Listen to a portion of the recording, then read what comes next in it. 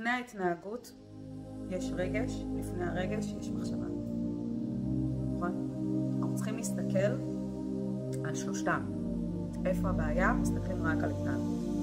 ואז זה עובד באופן נקודתי, אבל זה לא, אנחנו יכולים לעבור שנים מבלי שבאמת אנחנו עושים עבודה על התמודדות עם הרגש והתמודדות עם המחשבה. אנחנו כן כבר למדנו מההורים שלנו איך להתנהג או לא להתנהג, אבל עדיין נשארנו באיזשהו חוסר שאנחנו עוד לא יודעים איך לאבד את המחשבה ואת הרגש שגורמים לכוחניות הזו. אני רק יודעת שאסור לי להפעיל כוחניות. ואז אנחנו, נכון, כל זה נמצא בתוכנו. מכירים את זה? שכאילו אני כל כך מתוסכלת, אני מתפוצץ, שאני מרגישה את זה בלחץ בחזה, אני מרגישה את זה כמגרנה, כל הגוף שלי רועד, כי אני יודעת שאסור לי עכשיו לתקוף את האיש שעומד בקופה. אני יודעת שאסור לי.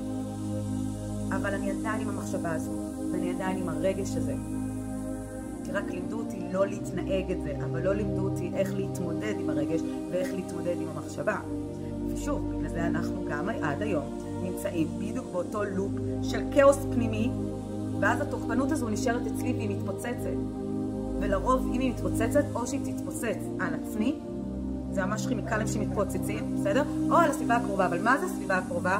בדרך כלל הקרובה ביותר,